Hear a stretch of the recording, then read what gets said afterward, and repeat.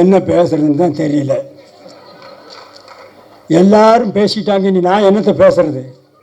எல்லாம் ஒத்த ஒட்டு முத்தையா படத்தை பற்றி தான் பேசியிருக்காங்க. நான் அவ்வளோ நேரம் பேச வேண்டியது, டைமும் ஆகிடுச்சு. ஓரளவு நிம்மதியாக இந்த படத்தினுடைய தயாரிப்பாளர் ரவிராஜா அவர்கள் சிறந்த முறையில் தயாரித்திருக்கிறார். ஒத்த ஒட்டு முத்தையா குடும்பத்தோடு பார்க்க வேண்டிய படம், பாருங்கள். அதற்கு இணை தயாரிப்பாளராக கோவை ராஜன் அவர்கள் உழைத்திருக்கிறார், அவருக்கும் ஒரு நன்றி. அடுத்தபடியாக 5 star distributor and producer Senthil அவர்களுக்கும் என்னுடைய மனமார்ந்த நன்றியை தெரிவித்துக் கொள்கிறேன். அடுத்தபடியாக டைரக்டர் பி. வாஸ் அவர்கள் உடைய படத்திலே சொன்னார், 24 படத்தில் நான் நடிச்சிருக்கேன்னா அத்தனை படமும் வெற்றி. அவருக்கும் என்னுடைய நன்றியை தெரிவித்துக் கொள்கிறேன். பாக்யராஜ் அவர்கள் என்னுடைய ரூம்மெண்ட், அவரை பற்றி நான் சொல்ல வேண்டியதில்லை, மிகப்பெரிய டைரக்டர். அவருக்கும் என்னுடைய நன்றியை தெரிவித்துக் கொள்கிறேன். தயாரிப்பாளர் கே. ராஜன், அவரை பற்றி சொல்ல வேண்டியதில்லை, அவரும் என்னுடைய நண்பர் தான். அவருக்கும் என்னுடைய நன்றியை தெரிவித்துக் கொள்கிறேன். அடுத்தபடியாக மியூசிக் டைரக்டர் சித்தார்த் விபின் அவர்கள், நல்ல இசையமைப்பாளர்கள், நீங்களே சாங்கை பார்த்தீர்கள், அவருக்கும் என்னுடைய நன்றியை தெரிவித்துக் கொள்கிறேன். அடுத்தபடியாக டைரக்டர் சாய் ராஜகோபால் அவர்கள், சிறந்த காமெடி ரைட்டர். அவர் காமெடியாக இந்த படத்தை டைரக்ட் பண்ணியிருக்கிறார். ஆரம்பம் முதல் இறுதி வரை சிரித்து கொண்டே இருக்கலாம். தவறாமல் படம் பாருங்கள். பிறகு வேறு யார் இருக்காங்களா? மற்ற என்னோடு நடித்த நடிகைகள் அத்தனை பேருக்கும் என்னுடைய மனமார்ந்த நன்றியை தெரிவித்துக் கொள்கிறேன். அதோடு மட்டுமில்லாமல் இந்த விழாவிற்கு வந்திருக்கும் ப்ரெஸ் ரிப்போர்ட்டர்ஸ், ஃபோட்டோகிராஃபர்ஸ், டிவி மீடியாக்கள் அத்தனை பேருக்கும் என்னுடைய மனமார்ந்த நன்றியை தெரிவித்துக் கொள்கிறேன்.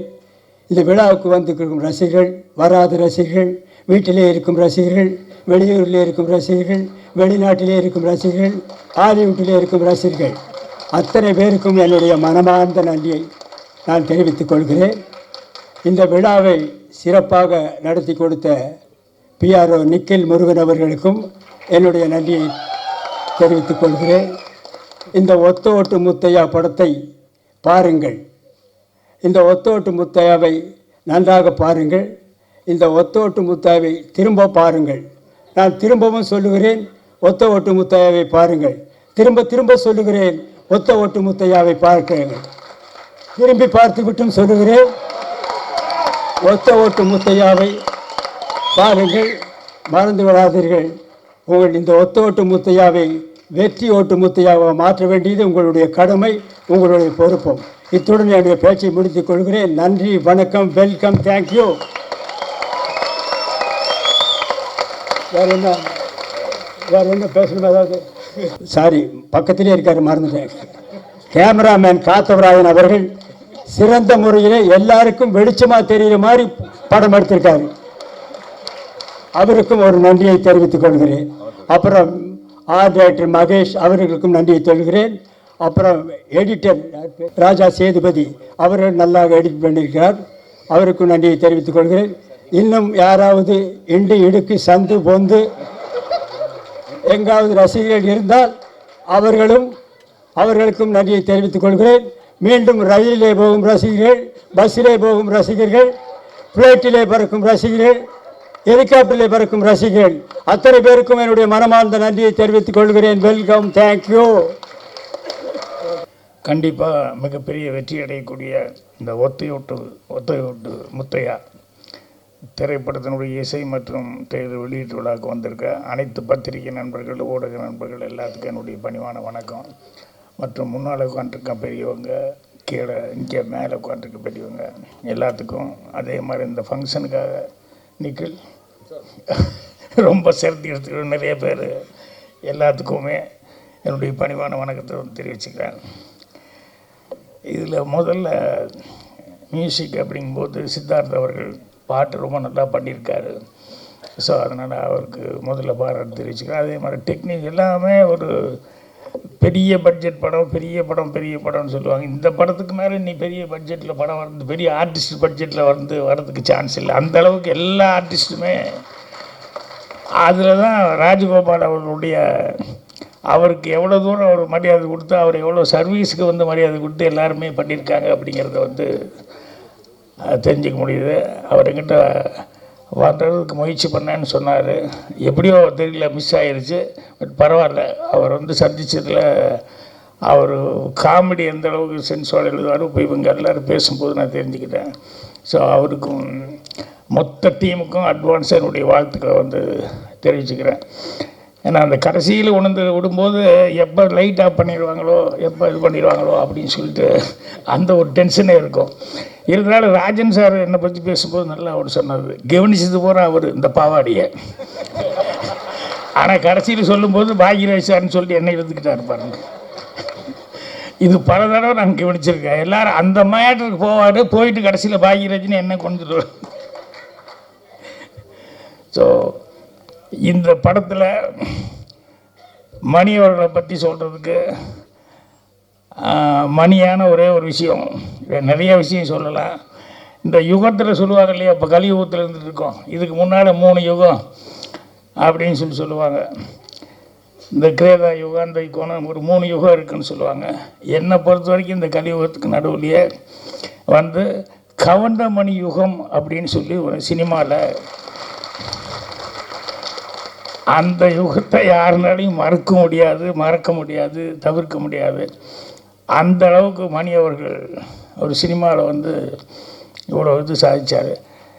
எனக்கு எல்லாமே அந்த 92 சீல் நான் உட்காந்துருக்கும்போது மணி மெல்ல வருவார், வந்துன்னு என்ன ஒரு லுக் கொடுப்பார், என்ன ராஜன் அப்படின்னு, வாங்க மணி அப்படின்னு உட்காந்து அப்படி பார்ப்பார். அங்கே வந்து இந்த ஜோசியம் பலன் உங்கள் எதிர்காலம் அப்படின்னு சொல்லிட்டு புக்கு இருக்குது. உடனே மணி எடுத்துட்டு, ராஜன் எனக்கு கொஞ்சம் பாருங்களேன் அப்படின்னு.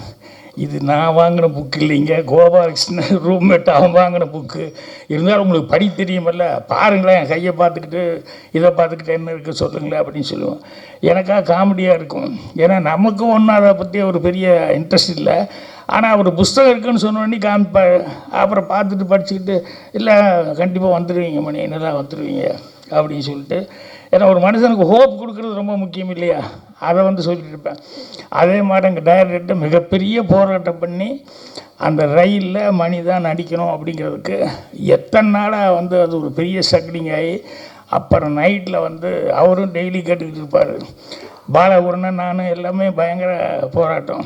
அதுக்கப்புறம் நைட்டு 12:30 மணிக்கு எங்கள் டைரக்டர் ஓகே சொன்னதுக்கப்புறம் 12:30 மணிக்கு வந்து எல்டாம்ஸ் வாசலில் அந்த படிக்கட்டில் உட்காந்துருக்காரு மணி, வெயிட்டிங் எனக்காக. என்ன ராஜன் என்னாச்சு, வாங்க வாங்க அப்படின்னு சொல்லிட்டு, என்ன சொல்லுங்கள் வாங்க சொல்கிறேன் வாங்கன்னு அப்படியே ஆலயமன் கோயிலுக்கு கூப்பிட்டு வந்து, அப்புறம் நானே கற்பூரமெல்லாம் வாங்கிட்டு வந்தேன். இதை முதல்ல கொளுத்தி சாமி கும்பிடுங்க மணி அப்படின்னு சொல்லிட்டு ஓகே ஆயிடுச்சு அப்படின்னு. ஆனால் அந்நேரத்து கோயிலெல்லாம் பூட்டி தான் இருக்குது, இருந்தாலும் அது கற்பூரத்தை கொளுத்தி இது பெரிய லைஃபுக்கு ஒரு பெரிய இதாக இருக்கும் அப்படிங்கிற மாதிரி சொல்லி கும்பிடுங்க அப்படின்னு சொல்லிச்சேன். இதெல்லாம் என்ன அப்படியே மைண்ட் நின்றுருக்கு. அதே மாதிரி சுதாகருக்கு ஒரு டைலாக் எழுதினேன். ஏன்னா ஃபஸ்ட்டு ஹீரோவை நடிக்கிறான் ரயிலில். ஸோ முதல்ல அவன் பேசுகிற வார்த்தை வந்து ஒரு நல்ல வார்த்தையை ஒழுகணுமே அப்படின்னு சொல்லிட்டு அந்த ரயிலில் டைலாக் எழுதும்போது அப்படியே ரொம்ப யோசிச்சு, அது வந்து பழனியில் தான் ராத்திரியில் 12:30 மணிக்கு உட்காந்துட்டு அவன் ஹேர் கட் பண்ணிகிட்டே பாட்டு கட்டுற ஆள், ஹேர் கட் பண்ணிகிட்டே வந்து அவன் பாடணும் அப்படிங்கும்போது ரொம்ப யோசித்து நல்ல வார்த்தையாக இருக்கணும்னு சொல்லிட்டு, எல்லாருக்கும் நேரம் வரும் தெரிஞ்சுக்கோ, அது நல்லவருக்கே நிலைச்சிருக்கோ புரிஞ்சுக்கோ, கல்லாருக்கும் செல்வம் வரும் தெரிஞ்சுக்கோ, அதை காப்பாற்றத்தான் புத்தி இருக்கணும் புரிஞ்சுக்கோ அப்படின்னு சொல்லி சுதா இருக்கிறதுனே அதை அப்படியே கவுண்டர் மணிக்கு தான் கரெக்டாக போடணும். நல்லவராகவும் இருந்திருக்காரு, வல்லவராகவும் இருந்திருக்காரு. அதே மாதிரி கிடைச்ச ஒரு சந்தர்ப்பத்தை எப்படி காப்பாற்றிக்கணும் அப்படிங்கிறதுக்கு பாருங்கள், அதில் பயங்கர கண்ணு கருத்துமாக இருப்பார். நான் இப்போ கூட சொக்கத்தங்க டைமில் கூட ஷூட்டிங்கில் பார்த்தா இந்த செந்தில் இருக்கானே, செந்தில் வந்து அவனுக்கு நம்பியாரன் கூட நடிக்க ஒரு சான்ஸ் கிடச்சோடனே டெய்லி ஒரு தடவை அழுதுருவான். ஷூட்டிங்கில் ஷாட்டுக்கு வாடான்னு சொல்லி கூப்பிட்டா உடனே அழுதுருவான். நான் நம்பியாரன் கூட எல்லாம் நடிப்பேன் அப்படின்னு சொல்லிட்டு. ஆனால் சொக்கத்தக்க ஷூட்டிங் எப்போ பார்த்தோம்னா டெய்லி ஒரு பெட்ஷீட்டு இல்லைன்னா பெரிய போர்வை, அது சீட்டு கட்டு, இது கரெக்டாக எடுத்துகிட்டு வந்துடுவான்.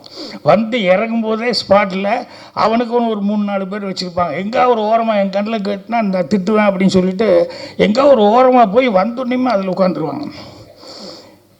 நான் திட்டுவேன், என்னடா இப்படி பண்ணுறேன்னு, பழக்கமாகி போச்சுன்னு என்னென்ன பண்ணுறது அப்படிமா. ஆனால் கவுண்டமணி வந்து உட்கார்ந்ததுலேருந்து இன்றைக்கி என்ன சீனு, என்ன டைலாக்கு அப்படின்ட்டு, எப்பா அவர் எழுதுறது பழக்கம் இல்லை, இருந்தாலும் கேட்டுருங்கப்பா, கொஞ்சம் முதல்ல இருந்தால் நானும் கொஞ்சம் அசை போட்டுருந்தா கரெக்டாக இருக்குமில்ல அப்படின்னு. எனக்கு ஒரு பெரிய கெட்ட பழக்கம் என்னென்னா, அந்த நேரத்தில் தான் சொல்லுவேன் ஷார்ட்டை வச்சுட்டு. இது சிவாச்சாரிகிட்டே நான் அனுபவப்பட்டு திட்டு வாங்கியிருக்கேன். கவுண்டமணி சொல்லி, சரி விடு, அவர்கிட்ட டைலாக் வராது, அந்த நேரத்தில் சொல்லும்போது பண்ணிக்கலாம் அப்படிமா. ஸோ அந்த கிடைக்கிற நேரத்தில் கூட அந்த டைலாக் எவ்வளோ தூரம் இம்ப்ரூவைஸ் பண்ண முடியுமோ, எந்த அளவுக்கு அதை வந்து நம்மளால் அதில் ஏதாவது புதுசாக ஏதாவது செய்ய முடியுமா அப்படின்னு சொல்லிட்டு அவ்வளவு கடுமையாக வந்து உழைச்சிக்கிட்டு இருந்தார்.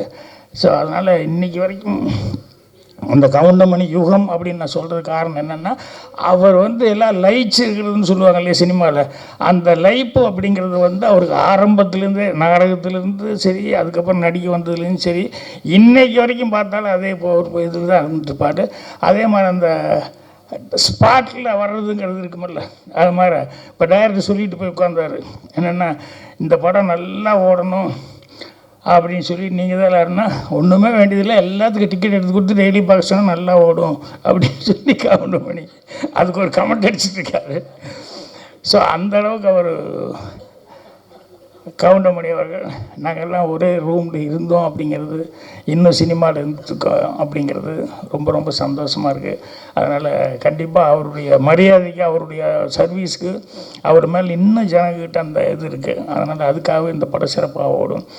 அப்புறம் இந்த படத்தில் ரவிராஜா ப்ரொடியூசர் வர முடியாமல் போயிடுச்சு. ஆனால் இணை தயாரிப்பாளர் லட்சுமி ராஜன் வந்திருக்காரு, நல்ல சிறந்த மனிதர். அவங்க வந்து கடுமையாக ஒத்துழைப்பு கொடுத்துருக்காங்க இந்த படத்துக்கு. இது எல்லாத்தையும் தாண்டி இந்த படம் இன்னும் கதிரேசனும் ரஞ்சித் அவர்கள் இந்த மாதிரி இவங்க எல்லாமே வந்து படம் வெளியே வரணும் அப்படிங்கிறதுக்கு எல்லாருமே இது பண்ணியிருக்காங்க. இதுக்கு எல்லாமே ஒரு சின்ன ஒரு என்ன சொல்லுவாங்க, அச்சாணின்னு சொல்லுவாங்களே சின்னதாக, அது மாதிரி புவனேஷ் இவன் தான் கடைசி நேரத்தில் இந்த படம் வெளியே வர்றதுக்கு ரொம்ப கஷ்டப்பட்டு எல்லாம் பண்ணிக்கிட்டு இருந்தான். அந்த புவனேஷ் அவர்களுக்கு, வாயா நீ யாருன்னே தெரியாது, எப்பா ஒரு சால்வு கொடுப்பா. யங் ஏஜ்லேயே நிறைய டிகிரி வாங்கி நிறைய படிச்சிருக்காப்புல. ஆனால் எந்த இது எடுத்துக்கிட்டாலும் அதை பிரதிபலன் பார்க்காம அதில் கடுமையாக உழைக்கக்கூடிய ஒரு ஆள். ஸோ இந்த படத்தை இப்போ எனக்கு தெரிஞ்சு இந்த ஒரு 3-4 மாதமாக ஃபுல்லாக இதை பற்றியே கான்சன்ட்ரேஷனாக இருந்து ரொம்ப இந்த படத்தை வெளியே வர்றதில் வந்து ரொம்ப முயற்சி எடுத்துக்கிட்டாப்புல. ஸோ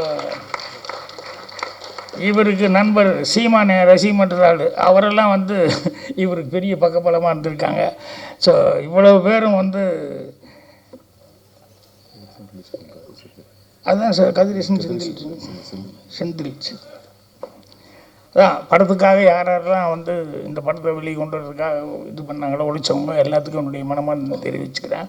நான் சொன்ன மாதிரி இந்த படமே மீண்டும் ஒத்தையோட்டு முத்தையா அப்படிங்கிறது வந்து கவுண்டமணி அவர்களுடைய பிராண்டு. அதனால் மீண்டும் அடுத்தது கவுண்டமணி வச்சு மறுபடியும் படங்கள் தொடர்ந்து செய்யணும் அப்படிங்கிற அளவுக்கு எல்லாத்துக்கும் ஒரு உற்சாகத்தை கொடுக்கணும் அப்படின்னு சொல்லி அவருக்கும் அந்த படத்தினுடைய தயாரிப்பாளர்கள் மற்றும் டெக்னீஷியன்ஸ் எல்லாத்துக்குமே நிறைய ஆர்டிஸ்ட்டு ஒர்க் பண்ணியிருக்காங்க. ஒவ்வொருத்தர் பற்றி சொல்கிறதுனா ரொம்ப டைம் ஆகிட்டு இருக்கும். எல்லாத்துக்குமே என்னுடைய மனமார்ந்த வாழ்த்துக்கள் அட்வான்ஸாக வந்து தெரிவிச்சுக்கிறேன். நன்றி, வணக்கம். ஊடக நண்பர்களுக்கும் பத்திரிகை நண்பர்களுக்கும் மேடையில் இருக்கும் என்னுடைய நண்பர்களுக்கும் கலைஞர்களுக்கும் வந்திருக்கும் நல்ல உள்ளங்களுக்கும் என்னுடைய வணக்கத்தை தெரிவித்துக் கொள்கிறேன். இந்த படம் வந்து முதல்ல கவுண்டமணி சாருடைய படம். கவுண்டமணி சாருடைய நான் வந்து மேடையில் வந்து எல்லாமே வெற்றி விழா மேடைகளில் தான் நானும் கவுண்டமணி சார் இருந்திருக்கோம். எத்தனையோ ஊர்களுக்கு போயிருக்கோம், எத்தனையோ படங்கள் வெற்றி. அவரோட இன்றைக்கி வந்து ஒரு வித்தியாசமாக அவர் ஹீரோவாக நடித்து நாங்கள் ஒரு கெஸ்ட்டாக வந்து பேசுகிற ஒரு வாய்ப்பு எனக்கு கிடைச்சதுக்கு, எனக்கு வாய்ப்பு கொடுத்ததுக்கு டைரக்டர் ராஜகோபால் அவர்களுக்கும் அந்த தயாரிப்பாளர் அவர்களுக்கும் என்னுடைய நன்றியை தெரிவித்துக் கொள்கிறேன். முதலில் கவுண்டமணி சாரை வச்சு படம் எடுத்த தயாரிப்பாளர்களுக்கு என்னுடைய மிகப்பெரிய நன்றியை நான் தெரிவித்துக் கொள்கிறேன். இந்த மாதிரி ஒரு காலகட்டத்தில் கவுண்டமணி சார் மேலே நம்பிக்கை வச்சு அவருடைய காமெடி என்றைக்குமே நிற்கும் அப்படின்ற நம்பிக்கையோட ப்ரொடியூசர் எடுத்திருக்காரு. அதே மாதிரி டைரக்டர் வந்து வெரி ஹிலேரியஸ் டைரக்டர். அவர் எத்தனையோ படங்களுக்கு வந்து ட்ராக்ஸ் எழுதி கொடுத்துருக்காரு. பல காமெடியன்ஸ்க்கு வந்து அவர் வந்து ஒரு அப்லிஃப்டாக இருந்தவர் தான் ராஜகோபால் அவர்கள். ஸோ அந்த மாதிரி ஒரு அருமையான டீம். இங்கே இருக்கிற அத்தனை ஆர்டிஸ்டில் எல்லாருமே என் படத்தில் நடித்தவங்க தான். அதனால் அவங்கள பற்றி நான் வந்து எதுவும் பேசுகிறதுக்கு நேரம் இல்லை. ரெண்டாவது, டைரக்டர் வந்து ஏற்கனவே சொன்னார், இந்த படத்தோட டைரக்டர் இந்த மாதிரி 12:30 மணி வரைக்கும் தான் டைமுன்னு. ஆனால் அவரே ஒரு 15 நிமிஷம் பேசிட்டார். ஸோ இதுக்கப்புறம் பாக்யராஜ் சார் பேசணும். அதனால் எனக்கு வந்து என்ன ஏன்னா கவுண்டமணி சாரை பற்றி பேசணும்னா நிறைய இருக்குது, என்கிட்ட நிறையா இருக்குது. ஒரு விஷயம் கவுண்டமணி சாரை பற்றி சொல்லணுன்னா, அவருக்கு மேனேஜர் கிடையாதுங்க, அவருக்கு டிரைவர் கிடையாது, அவர்கிட்ட டைரி கிடையாது. டேட்டு சொல்லிட்டா போதும், மனசில் வச்சுப்பார் டேட்டை. இந்த டேட்டு இவங்களது, இந்த டேட் அவங்களது, அந்த டேட் இவங்களது அப்படின்னு மனசுலேயே டேட்டை வச்சு அவரே வண்டி ஓட்டிகிட்டு வருவார். அவருக்கு டிரைவர் கிடையாது. இதை மாதிரி ஒரு அருமையான வசதியான ப்ரொடியூசர்ஸுக்கு மிகவும் எளிமையான ஒரு நடிகர் வந்து தமிழ் இண்டஸ்ட்ரியில் இன்னொருத்தர் இருப்பாரான்னு என்னால் சொல்ல முடியாது. அப்படிப்பட்ட பர்ஃபெக்ட் ஆக்டர் எனக்கு வந்து இன்னொன்று எத்தனை பேருக்கு தெரியும், ஒருவேளை அது கரெக்டாக கூட இருக்கலாம், தப்பாகவும் இருக்கலாம். அதிக படங்கள் கவுண்டமணி சார் நடித்தது என் படம் தான் நான் நினைக்கிறேன். அவரே சொல்லுவார், 24 படத்துக்கு மேலே நடிச்சிருக்கார் என் படத்தில். அந்த 24 படத்தில் 20 படம் ஹிட்டு, நான் அவர் இருந்ததில். இதில் என்ன வேடிக்கைன்னா, நான் வந்து ஒரு 4 பேஜ் டைலாக் எழுதிட்டு சத்யராஜ் சாருக்கும் கவுண்டமணி சாருக்கும் வந்து டைலாக் சொல்லுவேன். அந்த 4 இவங்க 2 பேரை சேர்ந்து 6 ஆக்கிடுவாங்க. திரும்ப அதை படிக்கும்போது என்னால் எதையுமே கட் பண்ண முடியாது. அந்த மாதிரி 6 ஆகிடும் அந்த பேஜ். அது மாதிரி 2 பேஜ் கொடுத்தா 4 ஆகிடும். இப்படி வந்து அந்த பேஜஸில் சரி அதில் என்ன ஃபில்டர் பண்ணலான்னு பார்த்து, அதில் என்ன ஹைலைட்னு பார்த்து காமெடி பண்ணும் பொழுது இந்த 3 பேருடைய சக்ஸஸுக்கு காரணம் இந்த டீம் தான், அவங்க கான்ட்ரிபியூஷன் தான். அதாவது எல்லா படத்துலையுமே ஒரு கான்ட்ரிபியூஷன்றது ஆர்டிஸ்ட் கிட்ட இருந்து இருக்குன்னா அது ரொம்ப ரேர். அப்படி ஒரு கான்ட்ரிபியூஷன் உள்ள ஒரு ஆக்டர் யாருன்னா கவுண்டமணி சார். அவர் அதில் நீங்கள் பர்டிகுலராக நிறைய படம் நான் சொல்லணும்னா, ஒன்று நடிகன், அந்த பிரியாணி சீனை எடுக்கவே முடியலங்க, எடுக்கவே முடியல. சிரிச்சுக்கிட்டே இருக்கேன், எங்கே கட் சொல்கிறது தெரியல. சிரிச்சு நான் மேக்ஸிமம் இவங்களுக்கு வந்து ஒரே பிளாக்கில் வச்சுட்டு திருப்பி க்ளோஸ்னு கட் பண்ணி திருப்பி அந்த டைலாக் எடுக்க பயமாக இருக்கும். ஏன்னா அந்த மாதிரி ஒரு காமெடி எத்தனை தடவை எடுத்தாலும் சிரிப்பாங்க. அதே மாதிரி இளையராஜா சார் வந்து ரீரெக்கார்டிங்கில் வந்து இப்படி ஒரு சிரிப்பு அவர் சிரிப்பார்னா யாரும் நம்ப மாட்டீங்க, அவ்வளோ ரசிப்பார் காமெடியை. அவர் வந்து கவுண்டமணி சாரோட மிகப்பெரிய ரசிகர். ஏன்னா என்னுடைய படத்துலேயே நான் வந்து இளையராஜா சார் சிரித்து பார்த்துருங்க. அதாவது அவர் மியூசிக் போடுறதுக்கு முன்னாடி ரீல் பார்ப்பார், அந்த ரீலில் அப்படி சிரிப்பார் கவுண்டமணி சாரை பார்த்து. அந்த மாதிரி ஒரு அவருடைய மனசு. சிவாஜி சார், நமக்கெல்லாம் ரொம்ப பாக்கியண்டா, இந்த மாதிரி நடிகன்லாம் நம்ம. அவர் யாரோடலாம் நடிச்சிருக்காரு, நாகேஷ் சாரோட, சந்திரபாபுட, எல்லாரோடையும் நடித்தவர். அவர் வந்து இந்த அவருடைய ஜென்ரேஷனில் இந்த 2வது அவருடைய மகன் பிரபு, அவரோட நடிக்கக்கூடிய ஒரு நடிகரை பார்க்கும் பொழுது கவுண்டமணி அருமையாக இருக்கேன், அருமையாக பண்ணுறாரியா, அருமையான காமெடியா. ஸோ மிகப்பெரிய நடிகர்களுக்கு எல்லாருமே வந்து கவுண்டமணி அவர்கள் வந்து ரசிகர், அவங்க ரசிகர்கள், அவங்களுக்கே ரசிகர். அப்படி ஒரு இடத்தை பிடித்தவர் தான் கவுண்டமணி சார். நிறைய அவரை பற்றி சொல்லணும், ஆனால் எங்களுக்கு நேரம் கிடையாது. பாக்யராஜ் சார் சொல்கிறாரு, இந்த மாதிரி நம்ம நிறைய சொல்லணும்னு நினச்சோம், ஆனால் நமக்கு வந்து 2 நிமிஷம் 3 நிமிஷம் தான் கொடுத்துருக்காங்க. அதுக்கேற்ற மாதிரி மேக்ஸிமம் எவ்வளோ சீக்கிரம் நான் முடிக்கிறேனோ முடிச்சாதான் அவர் பேச முடியும். இன்னும் நிறைய சொல்லலாம். இந்த படத்தோட இசை ரொம்ப நல்லா இருந்தது, ரொம்ப ரசித்தேன் சார் உங்கள் மியூசிக்கை. அண்டு ஃபோட்டோகிராஃபி ரொம்ப நல்லா இருந்தது. எல்லாமே இதில் உழைச்ச கலைஞர்கள் அத்தனை பேரும் பிரமாதமாக ஒர்க் பண்ணியிருக்காங்க. இதில் பியூட்டி என்னன்னா, நல்ல ஃப்ரேம் பண்ணி எல்லா நல்ல பில்லர்ஸ் போட்டிருக்காங்க. கவுண்டமணி சாரை சுற்றி நல்ல பில்லர்ஸ், எல்லாமே ஸ்ட்ராங் பில்லர்ஸ் போட்டதால் இந்த படம் கண்டிப்பாக வந்து ஒரு வெற்றி அடைகின்றது. ஒரு சாதாரண ஒரு ஆடியன்ஸாக நான் சொல்கிறேன், டைரக்டாக கூட சொல்கிறேன், ஆடியன்ஸாக சொல்கிறேன். எனக்கே அந்த சாங்ஸ் பார்க்கும்போதும் அந்த ட்ரெய்லர் பார்க்கும்போது ரொம்ப இன்ட்ரெஸ்டிங்காக இருந்தது. அதனால் அவருடைய பஞ்சஸ் இருக்கும். ஏன்னா ஒரு ஆக்டர் நடித்தாலே அவங்கள ஒரு வழி பண்ணிவிடுவார் அவர். அப்போ கிட்டத்தட்ட 36 ஆர்டிஸ்ட் அவர் என்ன பண்ணியிருப்பாருன்னு யோசிக்கிறேன் நான். விட்டுருக்க மாட்டார், எல்லோரும் ஒரு விற்பனை. அதே மாதிரி மன்னனில் வந்து அந்த உண்ணாவிரத சீன்லாம் எடுக்கவே முடியல. இப்போ கூட பார்த்தீங்கன்னா ரஜினி சார் வந்து அப்படி திரும்பி தான் சிரிச்சுட்டு இருப்பார், ஓகேயில் கூட. 9 டேக்கு. இதை விட பெரிய வேடிக்கை என்னென்னா, ஆர்டிஸ்ட் சிரிச்சா பரவாயில்ல, கேமராமேன் சிரிப்பார், அவர் கை ஆடும்.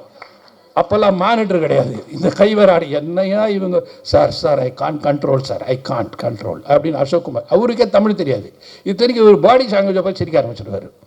ஏன்னா வாட் யூ டி understand, no he is very funny, he is doing all fun இப்படின்னு பேசுவார் அவர்.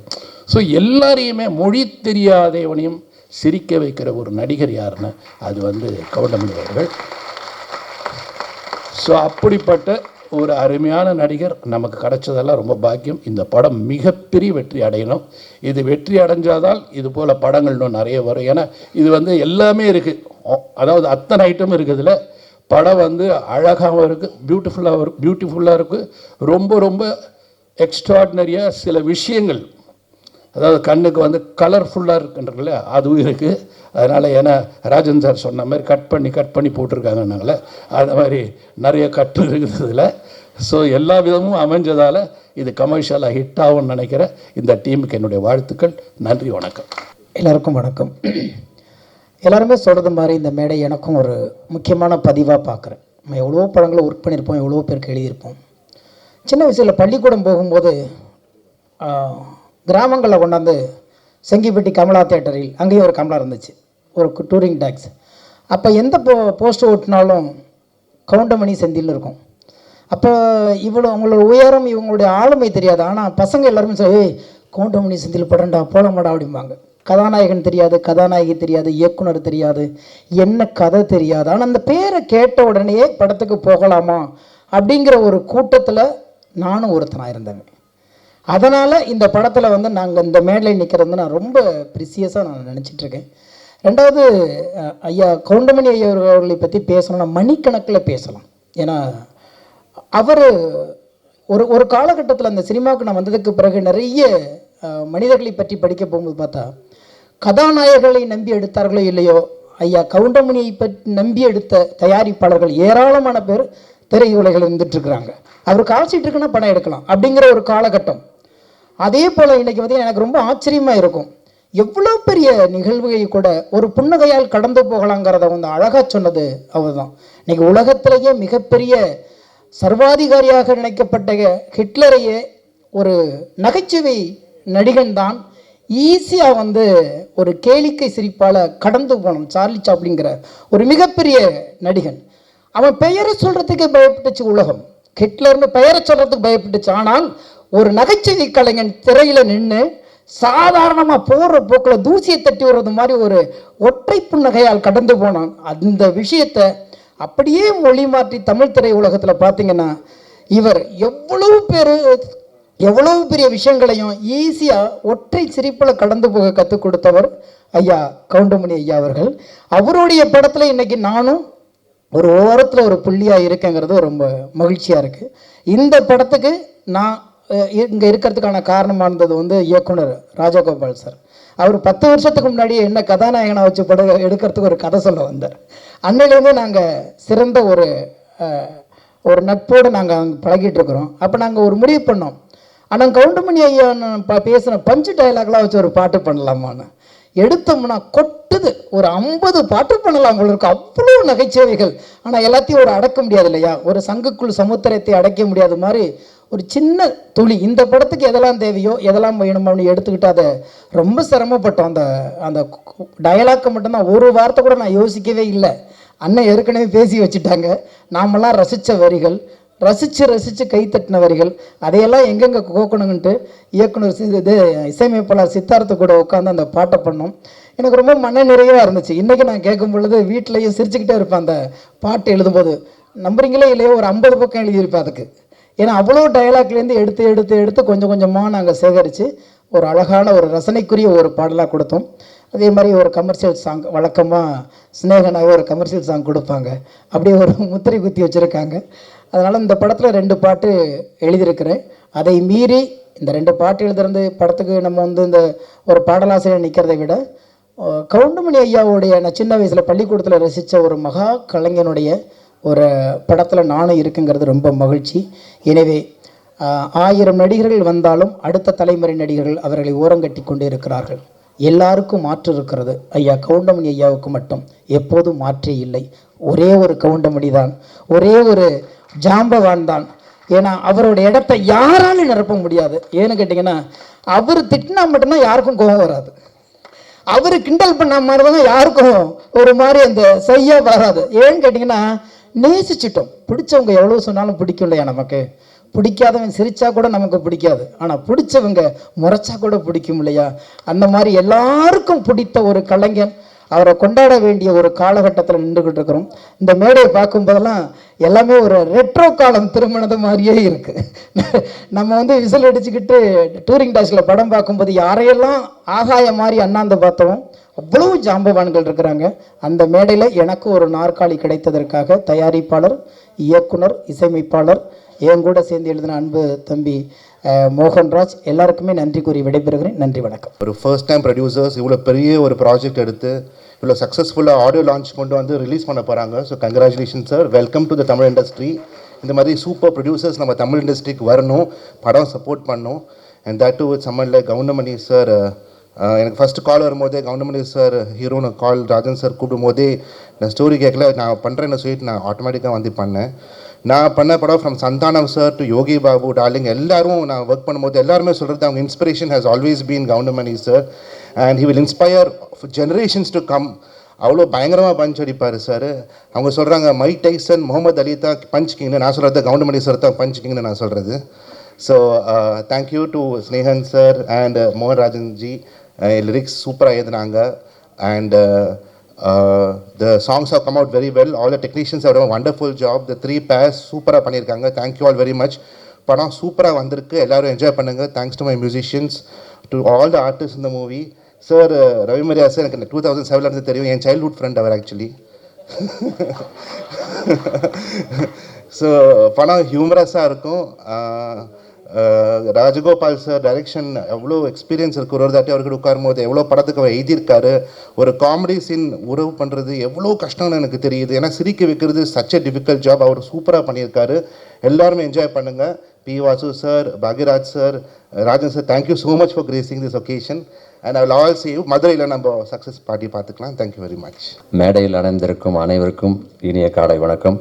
மற்றும் பத்திரிகை நண்பர்களுக்கும் ஊடக நண்பர்களுக்கும் மீண்டும் ஒரு முறை உங்களுக்கு வணக்கத்தை சொல்லி, ஒத்த ஓட்டு முத்தையா படத்தினுடைய தயாரிப்பாளர் இன்னைக்கு காலையில் பார்த்துருப்பீங்க, ஒரு 25 ஃப்ளைட்டு கேன்சல். அதில் அவர் வர ஃப்ளைட்டு ஒன்று கேன்சல். அதனால் அவர் வர முடியல, ஆந்திவே வந்துகிட்டு இருக்காரு. இருந்தாலும் இணை தயாரிப்பாக இருந்து கூடவே இருந்து எல்லாத்தையும் வழிநடத்தி சென்ற லட்சுமி ராஜன் அவர்களுக்கும், இயக்குனர் ராஜகோபால் அவர்களுக்கும். அவர் எழுதி நிறையா படங்கள் நான் நடிச்சிருக்கேன், ஆனால் அவர் டைரக்ட் பண்ணி 2-3 படங்கள் பண்ணார். இந்த 3 படத்துலையும் நான் இருக்கேன், அதோட இதுலேயும் இருக்கேங்கிறது மிகப்பெரிய சந்தோஷம்.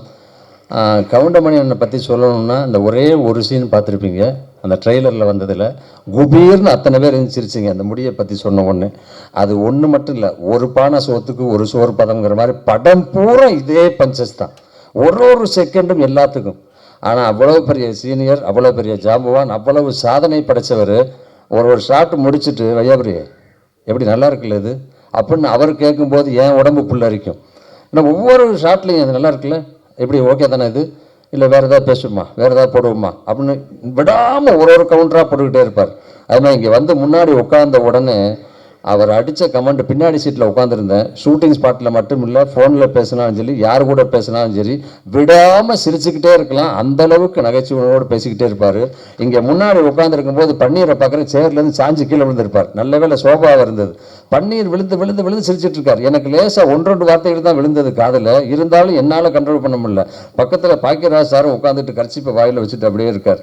ஏன்னா ஒரு நிமிஷமும் ஒரு செகண்டும் பஞ்சு சாதாரணமாக இயல்பாக வந்துக்கிட்டே இருக்கும். அந்த அளவுக்கு இந்த படத்தில் ஏகப்பட்ட பஞ்சஸ் இருக்குது, எல்லாமே இருக்குது. இந்த காலகட்டத்தில் எல்லாருமே ஒன்றொன்னா தேடி ஓடிக்கிட்டு இருக்கோம். அங்கங்கே அடிதடி, வெட்டு, குத்து, கொலை இதெல்லாம் போயிட்டுருக்கு. இப்போ நமக்கு தேவை ரிலாக்ஸு. அந்த ரிலாக்ஸ் கண்டிப்பாக ஒத்த ஓட்டு முத்தையால் இருக்கும். அன்னைக்கு எப்படியோ இன்னைக்கு எப்படியோ என்னைக்கும் அப்படியே அதே கவுண்டரோட, அதே ஸ்பீடோட, அதே டைமிங்கோடு இருக்கார் கவுண்டமணி அண்ணன். அவர் கூட சேர்ந்து இந்த படத்தில் இணைஞ்சு நடித்ததில் மிகப்பெரிய சந்தோஷம். நான் மட்டும் இல்லை, 3 பேர் இளம் ஹீரோ குழுக்கள் இருக்காங்க, இன்னும் நிறைய கலைஞர்கள் இருக்காங்க.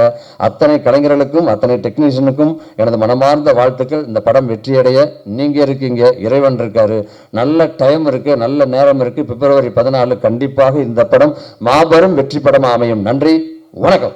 அனைத்து பத்திரிகை குடும்பத்தினர் மற்றும் திரையுலக குடும்பத்தினர் அனைவருக்கும் என் பணிவான வணக்கம்.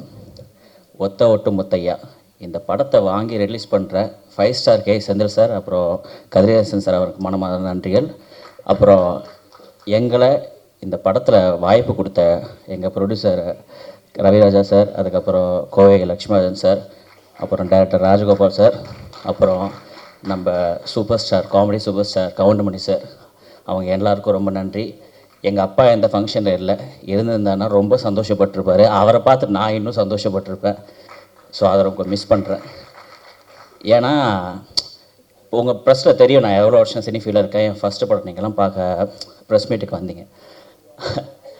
நான் வந்து சார் கூட நடிப்பேன்னு வந்து கனவு நிறையா நினைப்போம்ல, இவங்க கூட நடிக்கணும் அவங்க கூட நடிக்கணும்னு. சார் கூட நடிப்பேன்னு கனவு கூட நினச்சி பார்க்கல.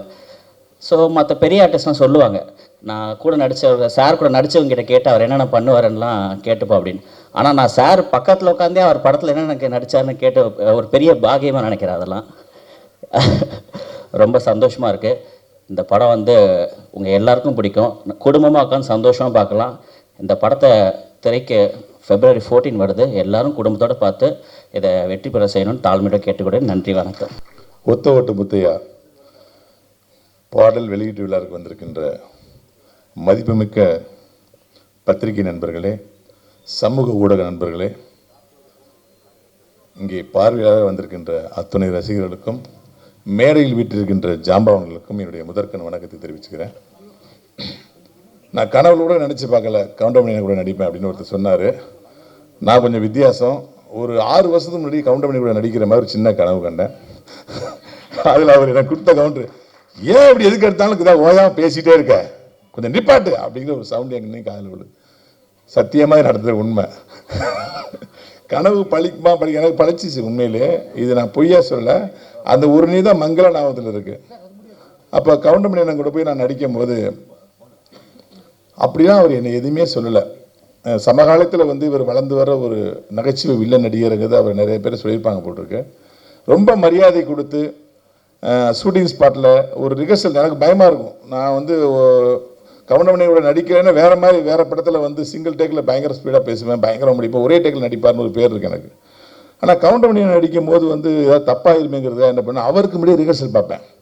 நான் ரிஹர்சல் பார்க்குறேங்கிறதுக்காக அவர் என்ன பண்ணேன், எனக்கு கவுண்டர் கொடுத்துட்டே இருப்பார். நான் 4 தடவை ரிஹர்சல் பார்த்தா 4 தடவை அவர் டைலாக் எனக்கு சொல்லிகிட்டே இருப்பார். எனக்கு ஷாக்காக இருக்கும். ஒரு தடவை சொல்லிட்டு விட்டுடலாமே, நம்மளுக்கு கம்பெனி கொடுக்குறாருன்னு நினைப்பேன். அது என்ன ஒரு உண்மைன்னா, ஒரு கலைஞன் முயற்சி பண்ணுறான், நல்ல டேக் வரணுன்னு, அதுக்கு நம்ம உதவி பண்ணணுங்கிற ஒரு தன்மை இத்தனை வயசு வரைக்கும் இருக்கு. அதை நான் பார்த்தேன். இந்த இடத்துல நான் 2 பேருக்கு மிக முக்கியமாக நன்றி சொல்லணும். ஒன்று வந்து இயக்குனர், எங்களுடைய எழுத்தாளர் சங்கத்தின் தலைவர், திரைக்கதை மன்னர் பாக்கியராஜ் சார் அவர்களுக்கு. என்னென்னா, இன்னைக்கு பாக்கியராஜ் சார் இல்லைன்னா நம்மளை இத்தனை வருஷமாக சிரிக்க வச்சுட்டு இருக்க கவுண்டமணி சாருடைய காமெடின்னு ஒன்று இருந்திருக்காரு. அந்த எழுத்தாளனா அவர் வந்து பாரதியார் சார்ட்ட போய் கவுண்டமணி என்னை அறிமுகப்படுத்தி, இவர் நல்லா நடிப்பார், நடிக்க வைங்கன்னு சொல்லி, பாரதியார் சார் எப்படியா உனக்கு எப்படியா நம்பிக்கை இருக்கா, எனக்கு நம்பிக்கை வரலையாலாம் சொல்லி நம்பிக்கையை ஏற்படுத்தி அன்னைக்கு மிகுந்த சிரமப்பட்டு கவுண்டமணி பாரதியார் சார்ட்ட போய் அறிமுகப்படுத்தி ஒரு மிகப்பெரிய வாய்ப்பு வாங்கி கொடுத்தது தான் நம்ம இத்தனை வருஷம் சிரிச்சிட்டு இருக்கான மூலாதாரம். இந்த பாக்கியராஜ் சாரும் ஒருத்தர் இல்லைன்னா கவுண்டமணி வந்திருப்பாரு, ஆனால் எப்போ வந்திருப்பாரு எனக்கு தெரியாது.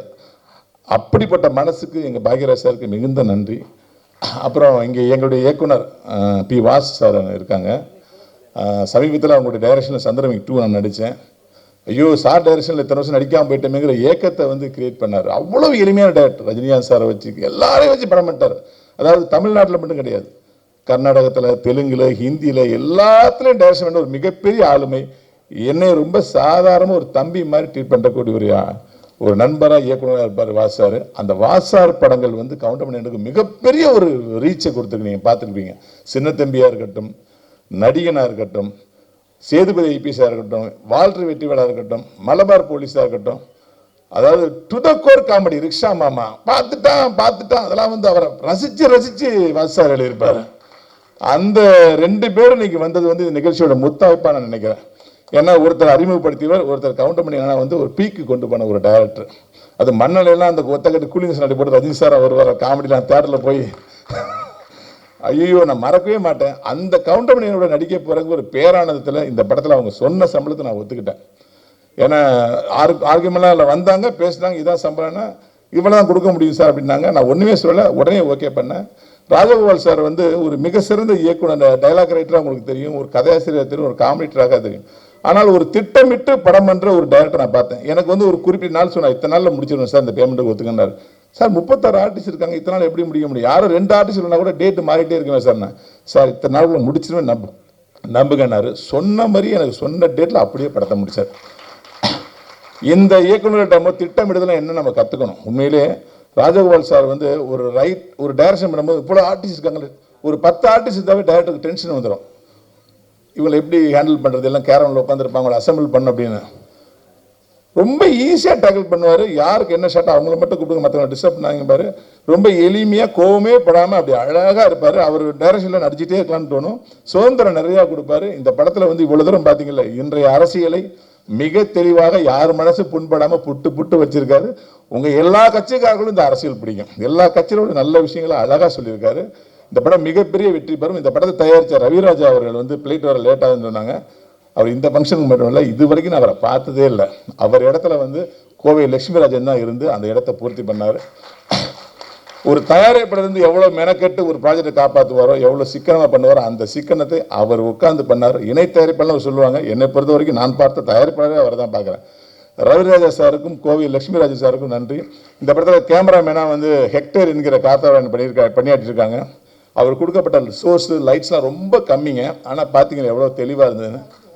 ரொம்ப கம்மியான ஒரு சோர்ஸ் கொடுத்தோம், அவைலபிள் லைட்ஸ் கொடுத்தோம். அவர் அவைலபிள் லைட்ஸை வச்சுட்டு அவர் வந்து பிரமாதமாக பண்ணியிருக்காரு. அப்படி மியூசிக் டைரக்டர் விபின் தாஸ் வந்து எல்லாமே எதற்கு தான் ஆசைப்பட்ட பாலகுமார் படத்தில் உங்களுக்கு தெரியும். ஆனால் எனக்கு அவர் நடிகராக மலையாள படத்தில் மிஷன் 9 டேஸ்னு ஒரு படம் மேஜர் ரவி டைரக்ஷன் பண்ண மம்முட்டி சார் படத்தில் வந்து நான் வந்து கெம்பையான ஒரு கமிஷனர் கேரக்டர் பண்ணேன். அது வந்து மறைந்த பாரத பிரதமர் திரு ராஜீவ்காந்தி மரணத்தை பற்றிய படம். அந்த ராஜீவ்காந்தி அவர்களாக விபின் தாஸ் நடிச்சது அந்த படத்தில். அப்பேற்பட்ட கலைஞன் இன்னைக்கு தமிழ் சினிமாவில் அவர் இல்லாத படங்களே இல்லை. மிக எளிமையான மியூசிக் டைரக்டர். இந்த படத்தில் நடித்த மயில்சாமி என்னுடைய சன்னு, நம்ம சிங்கமுத்தண்ண சாருடைய மகன், அதுக்கப்புறம் நாகி சார் பேரன், அவங்க கூட சேர்ந்து நடித்த இந்த 3 ஹீரோயினி, என்னோட சேர்ந்து நடித்த இயக்குனர் நடிகர் சி ரங்கநாத் சார், அனுமோகன் சார், நம்மளுடைய சிசர் மனோகரன் சார், எல்லாத்துக்கும் என்னுடைய வையாபுரி என்ன, எல்லாத்துக்கும் என்னுடைய மனமார்ந்த நன்றிகளையும் வாழ்த்துக்களையும் தெரிவிச்சுக்கிறேன். இந்த ஒத்த ஓட்டு முத்தையா நிறைய ஓட்டுகளை பெறும், 7.5 கோடி ஓட்டுகளையும் பெறும் நான் சொல்கிறேன். நன்றி, வாழ்த்துக்கள். இன்னைக்கு ரொம்ப சந்தோஷமான மிகப்பெரிய நாள் எனக்கு. என் கூட நடித்த எல்லாருக்குமே சரி. ஒரு லெஜெண்டரி ஆக்டர் கவுண்டமணி சார் கூட ஸ்க்ரீன் ஸ்பேஸ் ஷேர் பண்ணுறது பெரிய பாக்கியம்னு நினைக்கிறேன் நான். அதுக்கு ஃபர்ஸ்ட் தேங்க்ஸ் கடவுளுக்கு தான்.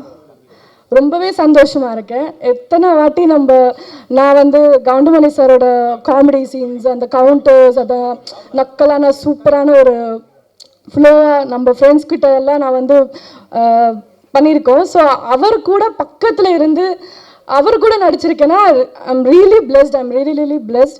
Thank you so much for giving this opportunity, great opportunity. Thanks to God. Thank you so much. மேடையில் அமர்ந்திருக்கும் பெரியோர் அனைவருக்கும் வணக்கம். பத்திரிகைக்காரங்களுக்கு வணக்கம். இந்த படத்தில் எனக்கு ஒரு ஆக்சிடென்டலாக இந்த ஒரு கேரக்டர் கிடச்சிது. இந்த கேரக்டர் வந்து ரொம்ப பேசப்பட வேண்டிய கேரக்டர். இன்றைக்கி எல்லோரும் பேசிக்கிட்டே இருக்கக்கூடிய ஒரு கேரக்டர் இது. நான் நிறைய வாட்டி இதில் வந்து டைரக்டர்கிட்ட சொல்லியிருப்பேன், டப்பிங் கரெக்ஷன் நான் நிறையா பண்ணியிருக்கேன் இந்த படத்தில். காரணம் என்னென்னா என்னுடைய கேரக்டர் அந்த மாதிரி. இந்த படம் மிகப்பெரிய வெற்றி அடைய வாழ்த்துக்கள். நன்றி. இந்த படத்தில் டைரக்டர் சாருக்கு ஒரு மிகப்பெரிய நன்றி சொல்லணும் நான். அண்ட் ப்ரொடியூசர் சாருக்கும் அந்த டீமுக்கும், கோவை பிரதர்ஸ் அண்ட் குரூப்புக்கும் நன்றி. ஆனால் என்ன கொஞ்சம் பேமெண்ட் டிலேயாக வரும். அதுக்கப்புறம் வந்துட்டு பார்த்திங்கன்னா எங்கள் தாத்தாவோட கவுண்டமணி சார் நடிச்சிருக்காரு. எங்கள் அப்பா ஆனந்த் பாபு அவரோட கவுண்டமணி சார் பண்ணியிருக்காரு. நான் அவர் கூட நடிக்கிறது ஒரு மிகப்பெரிய சந்தோஷம், எனக்கு ஒரு பாக்கியம்னு சொல்லலாம். அண்ட் 3 ஜென்ரேஷனாக பண்ணிகிட்ருக்கோம். So it was such fun. And என்ன கூட நடித்த இந்த டீமுக்கு எல்லாருக்கும் ஒரு பெரிய நன்றி. ரொம்ப ஃபன்னாக போச்சு shooting. And it was such a good, எப்படி சொல்ல, ஒரு ஒர்க் ஸ்பாட்டுன்னு இல்லாமல் ஒரு ஃபன் ஸ்பாட்டாக இருந்தது நம்மளுக்கு. And thank you to all the legends sitting here. And எல்லாருக்கும் என் அப்பா ஸ்தானம் தான். So thank you all for coming and thank you for blessing this. And thank you மக்கள். God bless this whole team and project. Thank you all for everything. Thank you. அனைவருக்கும் வணக்கம். ரொம்ப சந்தோஷமாக இருக்குது. லாஸ்ட் இயர் வந்து என்னோட வந்து லப்பர் அப்படிங்கிற டிமாண்டி காலனி 2 இதுக்கெல்லாம் பாடல் எழுதுகிற வாய்ப்பு எனக்கு கிடைச்சிது. இந்த வருடம் ஆரம்பம் வந்து நகைச்சுவை உலகின் சூப்பர் ஸ்டார் கவுண்டமணி சார் படத்தில் நான் ஒரு 2 பாடல்கள் எழுதுறதுக்கு வாய்ப்பு கிடைச்சதுக்கு பெரிய நன்றி. இதில் உருட்டுறான் தேவக்கொட்டவள்ளி, அது வந்து அந்த பாட்டு இன்னும் ப்ளே பண்ணல. அந்த 2 பாடல்கள் எழுதுகிற வாய்ப்பு எனக்கு கிடைச்சிது. இந்த படத்தில் நான் இருக்கிறதுக்கு மெயின் காரணமாக இருந்த இசையமைப்பாளர் சித்தார்த்துக்கு பெரிய நன்றி. Thank you G. அப்புறம் இயக்குனர் ராஜகோபால் சாரை பற்றி சொல்லணும். ஒரு டைம் சொன்னார்னா அந்த டைமில் அங்கே இருப்பார். அதுக்காகவே நாங்கள் வந்து அவர் 11 மணி சொல்லிட்டா மேக்ஸிமம் ஒரு 10:30க்கெலாம் நாங்கள் போயிடுவோம். அவ்வளோ சின்சியராக டைமை கீப்பப் பண்ணுற ஒரு டைரக்டர். ரொம்ப சின்சியராக இருப்பார். காலையில் எழுந்திரிச்சோன்னே ஃபோனை பார்த்தா முதல் காலை வணக்கம் அவரோட பழக்கத்திலிருந்து இன்னைக்கு வரைக்கும் அதை அனுப்பிச்சிட்ருக்காரு. அது ஒரு ஆச்சரியம் எனக்கு. ரொம்ப நன்றி சார், உங்களோட பயணிச்சதில் ரொம்ப நன்றி. அப்புறம் வந்து கவுண்டமணி சாரை பற்றி சொல்லிக்கிட்டே இருக்கலாம். நான் அவரோட ரசிகன் சொல்கிறத விட எனக்கு விவரமே தெரியாமல் ஒருத்தரை பிடிக்கும் தெரியுமா. அப்படி பிடிச்ச நபர்களில் கவுண்டமணி சாரும் ஒருத்தர். அவருக்கு நான் வந்து நிறைய நன்றி கடன் பட்டிருக்கேன். நான் வந்து சோகமாக இருக்கும்போதோ இல்லை ரொம்ப ஜாலியாக இருக்கணும்னு நினச்சாலோ அவரோட வீடியோக்கள் தான் நான் பார்த்துருக்கேன்.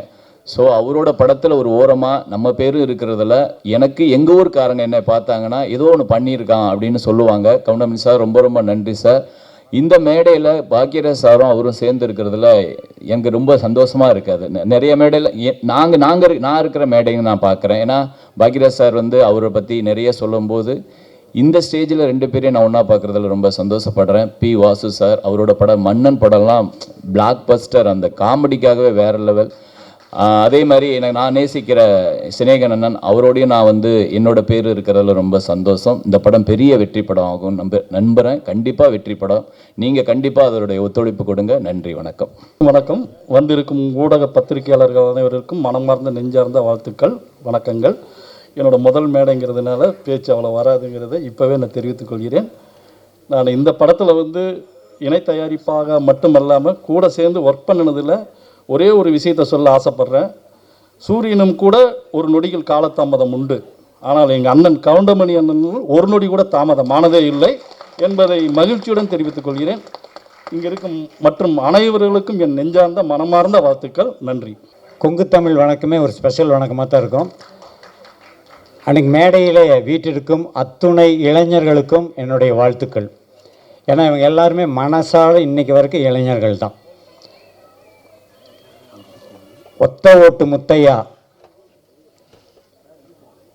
தமிழ் ரசிகர்கள் அத்தனை பேரும் மொத்த ஓட்டையும் போட்டு இந்த படத்தை மாபெரும் வெற்றி அடைய செய்வார்கள். அது ட்ரெய்லர்லேயும் தெரியுது, சாங்லேயும் தெரியுது. இந்த படத்துடைய இயக்குனருக்கும் என்னுடைய அருமை அண்ணன் கவுண்டமணி அண்ணன் அவர்களுக்கும்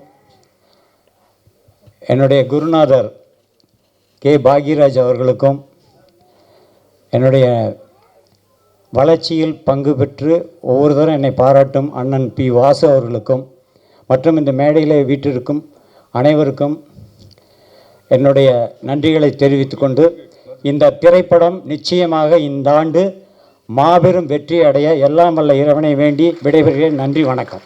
அனைவருக்கும் வணக்கம். வந்திருக்கும் பத்திரிகை நண்பர்கள் மற்றும் அனைவரையும் அன்போடு வரவேற்கிறேன்.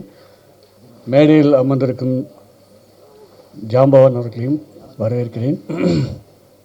நான் அதிக பேச விரும்பவில்லை. எல்லாருக்கும் நன்றி, வணக்கம். வந்திருக்கிற எல்லா பெரியவங்களுக்கும் வணக்கம்.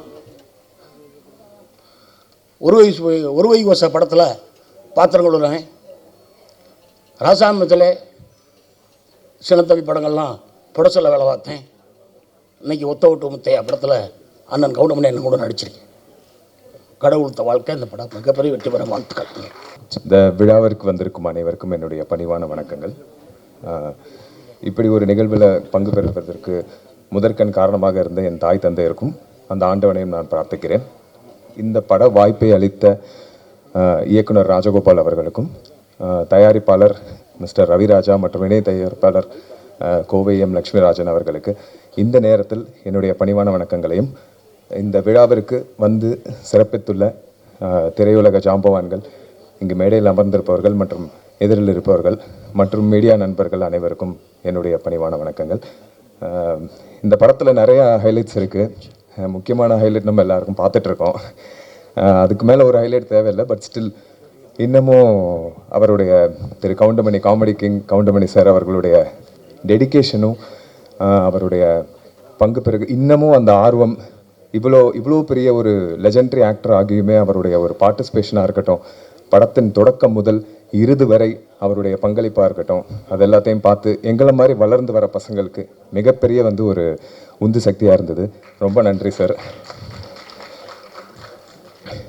மேலும் பத்திரிகை அன்பர்களாகிய நீங்கள் இந்த படத்தை மக்களிடம் கொன்று சிறப்பான முறையில் சேர்க்குமாறும் மற்றும் இந்த படத்தில் எங்களுடன் பணிபுரிந்த நடிகர்கள் மற்றும் நடிகர்கள் மற்றும் அனைத்து டெக்னீஷியன்ஸ்களுக்கும் என்னுடைய தனித்தனியாக பெயர் சொல்வதற்கு மூத்தவர்கள் காத்து கொண்டிருக்கிறார்கள். அதனால் எல்லாரும் மனசில் இருக்குது. அனைவருக்கும் என்னுடைய பணிவான வணக்கங்களையும் நன்றியும் தெரிவித்துக் கொள்கிறேன். நன்றி, வணக்கம். ஹலோ எவ்ரிபடி, மீடியா பர்சன்ஸ் எல்லாருக்குமே ரொம்ப நன்றி எங்கள் படத்துக்கு வந்து சப்போர்ட் பண்ணதுக்கு. எங்கள் ஃபேமிலியே சரி ஒரு பெரிய ஃபேன் பார்த்தீங்கன்னா கவுண்டமணி சாரோட காமெடிக்கு தான். அண்ட் நான் கவுண்டமணி சாரோட நடிப்பேன்னு இமேஜின் பண்ணதே இல்லை. அண்ட் அந்த வாய்ப்பு தந்ததுக்கு ப்ரொடியூசர் சார் அண்ட் டைரக்டர் சாருக்கு ரொம்ப நன்றி. ஆக்சுவலி கவுண்டமணி சார் எப்படி ஆன் ஸ்க்ரீனோ அதே மாதிரி தான் ஆஃப் ஸ்க்ரீன்லேயுமே செம்மையாக கலாய்ச்சிட்டு இருப்பார் எல்லாரையுமே சரி. என்ன எல்லாருமே ஒரு மாதிரி ரொம்ப கம்ஃபர்டபுளாக வச்சுருந்தாரு. என்னோட பேர் தன்யா. ஸோ அவர் என்கிட்ட என்ன உன் பேர் தனியாவா மிளகாத்தூளா அப்படின்னு சொல்லிட்டு கலாய்ச்சிட்டு இருப்பாரு. ஸோ அதெல்லாமே ரொம்ப ஃபன்னாக இருந்துச்சு. அண்ட் நார்மலாகவே என்னன்னு மட்டும் இல்லை, எங்கள் செட்டில் இருக்கிறவங்க எல்லாருமே ஹீரோஸ் அண்ட் ஹீரோயின்ஸ் எல்லாருமே கலாய்ச்சிட்டு இருப்பாரு. ஸோ அந்த மாதிரி ஒரு லெஜெண்டரி ஆக்டரோட ஆஃப் ஸ்க்ரீன்லேயுமே இவ்வளோ நல்லா இன்ட்ராக்ஷன் இருந்ததுக்கு I thank God and thanks my parents and my friends for supporting me இவ்வளோ நாள். Thank you all. இதே மாதிரி கம்மிங் February 14th அன்னைக்கு எங்கள் படத்தை தியேட்டர்ஸில் பாருங்கள். உங்களுக்கு ரொம்பவே பிடிக்கும். அவ்வளோ காமெடியான ஒரு ஃபிலிம் அண்ட் பாலிட்டிக்கல் சட்டையர் வேறு. ஸோ இன்னும் நல்லாவே இருக்கும். ஸோ கண்டிப்பாக பார்த்துட்டு சப்போர்ட் பண்ணுங்கள். தேங்க்யூ.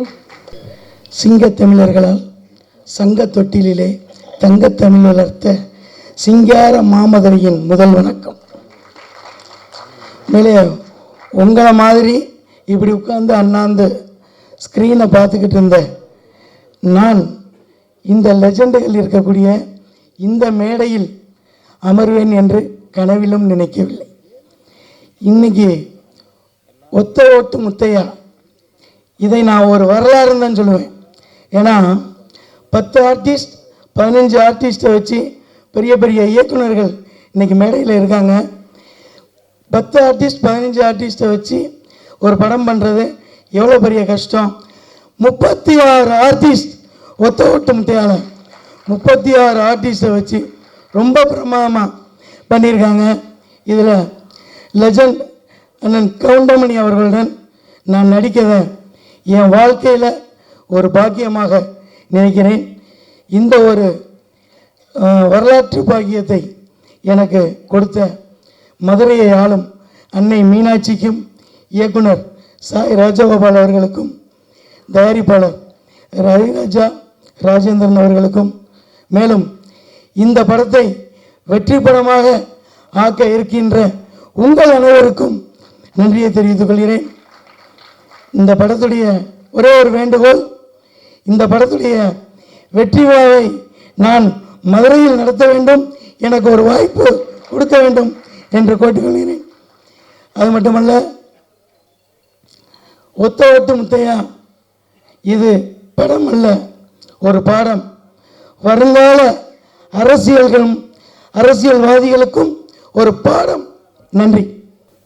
ஒத்த ஓட்டு முத்தையா படத்தினுடைய பாடல் வெளியீட்டு விழாவிற்கு வருகை புரிந்திருக்கிற ஊடக மற்றும் பத்திரிகை நண்பர்களே, மேடையில் அமர்ந்திருக்கின்ற எங்களுடைய முன்னோடி அண்ணன் பாக்யராஜ் அவர்களே, அண்ணன் பி வாசு அவர்களே, அண்ணன் கே ராஜன் அவர்களே மற்றும் கதிரேசன் அவர்களே, 5 ஸ்டார் செந்தில் அவர்களே,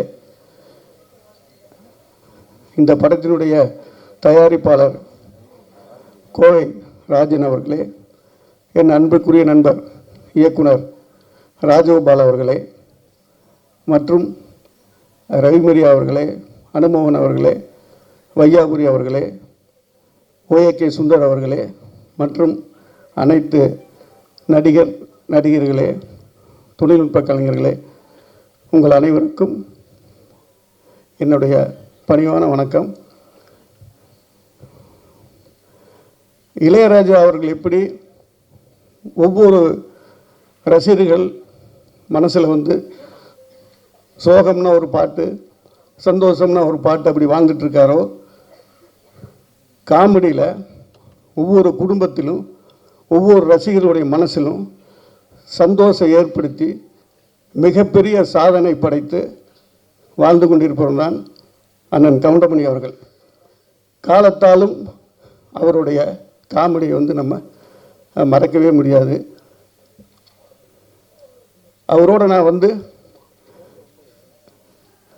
90லிருந்து உதவி இயக்குனராக 95க்கு அப்புறம் இயக்குனராக பணிபுரிஞ்சிருக்கேன்.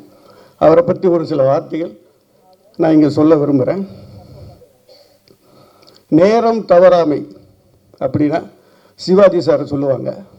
நான் அவரோட ஒர்க் பண்ணதில்லை, ஆனால் கவுண்டமணி சார் நேரம் தவறாமையில் நம்பர் 1. எல்லா நடிகர்களும் சீக்கிரம் அனுப்பிச்சிருங்க, எப்போ எடுப்பீங்களாம் கேட்பார். இவர் நம்ம என்ன சொல்கிறோமோ 7 மணிக்கு வாங்கினா வருவார், 11 மணி வரைக்கும் ஒர்க் பண்ணுவார். அந்த டெடிகேஷன் வந்து அதனால தான் இன்னும் அவர் இந்த சினிமாவில் இருந்துகிட்ருக்காரு. அது மட்டும் இல்லை, டாடா பிர்லான்னு நான் ஒரு படம் பண்ணேன். அதில் வந்து ஒரு இன்டர்வியூ சீனில் வந்து மரத்தில் தொங்கணும், கார் அப்செட் ஆகிருக்கும். கிட்டத்தட்ட தலைக்கோணத்தில் ஷூட்டிங்கு, ஒரு 150 அடி உயரத்தில் டூ போட்டுக்கலான்னு சொல்கிறோம் எல்லாருமே. கேட்காம பிடிவாதமாக தொங்கி அந்த சீனை நடித்து கொடுத்தாரு. அதெல்லாம் சாதாரண விஷயம் இல்லை, யாரும் அப்படிலாம் ரிஸ்க் எடுக்க மாட்டாங்க. அதே மாதிரி அந்த படத்தில் கிளைமேக்ஸில் குதிரையில் வர்ற மாதிரி டூ போட்டுக்கலான்னு சொல்கிறோம், ஜீப்பு சேஸ் பண்ணிட்டு போகிற மாதிரி இல்லை, நானே தான் நடிப்பேனார். எங்களுக்கெல்லாம் பயம். அந்த சேஸிங்கில் குதிரை ஜீப்புக்கு முன்னாடி போகிற அளவுக்கு அந்த குதிரையை ஓட்டினார். அந்தளவுக்கு அவர் நம்ம காமெடினா மட்டும் பார்க்குறோம், அவர்கிட்ட ஏகப்பட்ட திறமைகள், டெடிகேஷன், உழைப்பு இன்னும் அது இருந்துக்கிட்டே இருக்குது. அதனால தான் அவர் இந்த இடத்துல இருக்கார். அவருக்கு என்னுடைய வாழ்த்துக்கள். அவர் இன்னும் நீண்ட ஆயுள் ஆரோக்கியத்தோடு வாழணும். அதே மாதிரி ராஜகோபால் அவருடைய படங்கள் நிறைய அவர் வந்து காமெடி ட்ராக் எழுதியிருக்காரு. அதுவும் எல்லாமே காலத்தை அழிக்க முடியாத ஒரு விஷயம். இந்த படம் அப்படி தான்,